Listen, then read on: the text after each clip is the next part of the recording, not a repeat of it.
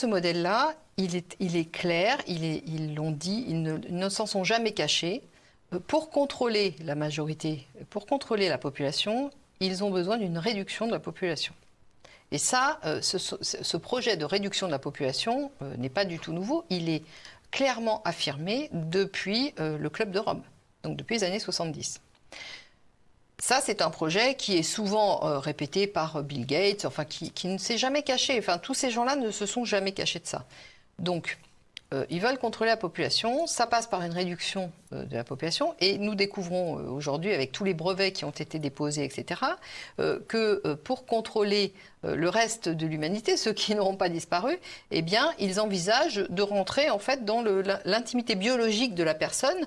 Alors eux, ils traduisent ça par le transhumanisme, c'est-à-dire que l'idée, c'est de pouvoir trouver la source de la vie éternelle, finalement. Mais au détriment de la majorité des gens qui est considérée comme du bétail pour ces gens-là. Donc toutes leurs expérimentations seront faites sur le bétail dont nous faisons partie. Nous sommes le bétail pour ces gens-là. Donc effectivement, ils vont contrôler il y a des tas de recherches qui sont faites actuellement dans l'objectif de contrôler l'activité cérébrale. C'est-à-dire qu'ils vont contrôler vos émotions, ils vont contrôler... Et donc, vous ne vous appartiendrez plus. C'est-à-dire que c'est la fin de l'humanité telle que l'on a connue, avec une capacité de discernement, une capacité d'autonomie de pensée, d'action.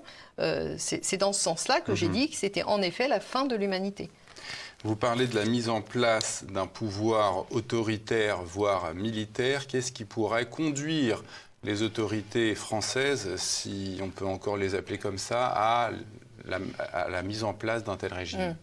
Alors, parce que les gens qui ont le contrôle actuellement de notre État ne renonceront jamais à lui faire intégrer leur projet.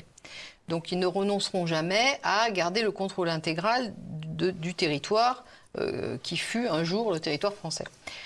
Donc, ça prendra plusieurs formes différentes. Ça peut prendre plusieurs formes différentes. Ça peut prendre effectivement une future élection présidentielle qu'ils gagneront de la façon dont on a parlé tout à l'heure, mais ça peut prendre aussi une autre forme. Imaginons qu'il y ait trop de contestations sociales et que la situation, par exemple, que la situation finisse par leur échapper. Dans ces cas-là, ils n'en sont pas à leur coup d'essai de faux drapeaux. Ils n'ont bâti leur pouvoir qu'autour du mensonge et des faux drapeaux et de la corruption.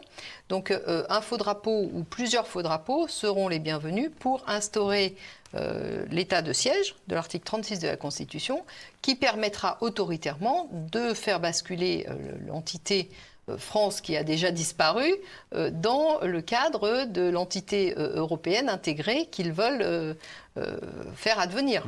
Je pense que c'est une des hypothèses de travail. Je ne dis pas que c'est la seule, je ne suis pas certaine que ça se produira comme ça, mais il faut garder en tête que c'est une hypothèse envisageable. Donc vous incitez les Français donc à ne pas commettre de violence dans les semaines, dans les mois qui viennent pour contester ce qu'on est en train de voir dans le cadre de ce pass sanitaire. Vous les invitez à prendre leurs responsabilités. Qu'est-ce que ça veut dire, ça ? Oui. Eh bien, ça veut dire la chose suivante. Ça veut dire que nous sommes dans une situation presque inédite dans l'histoire, dans laquelle les élites politiques se sont émancipées de la population et que c'est une situation qui doit être prise en compte par les populations. Et en particulier par tous les gens qui sont au service de l'État et des pouvoirs régaliens de l'État. C'est-à-dire qu'ils doivent, en leur fort intérieur, soit accepter finalement de collaborer avec un État illégitime. L'état de fait, oui. Voilà. Soit, à ce moment-là, de prendre leurs responsabilités vis-à-vis de leur propre conscience et de ce qu'ils estimaient devoir être leur mission à titre personnel et leur mission à titre collectif. Il faut qu'ils reconnaissent la scission entre le gouvernement français et la population. Absolument. Mais est-ce que ce n'est pas un petit peu ce qui s'est passé il y a quelques semaines avec cette lettre des généraux, des militaires qui invitent... C'est pas tout à fait ce qui s'est passé, mais c'est les prémices de ce que ça pourrait devenir, en effet. Parce que il faut comprendre que tous les membres, en fait, qui travaillent pour l'État, c'est-à-dire tous les fonctionnaires, et en particulier les hauts fonctionnaires, et les forces de l'ordre sont un élément stratégique de ces forces-là, doivent comprendre la réalité politique et géopolitique dans laquelle ils se situent. Et si vous voulez, je vois, moi, le développement de ces lettres comme un pas vers la prise de conscience que ce processus est en donc ça montre que le processus est en marche. Mais ce n'est que le premier barreau de l'échelle, si vous voulez.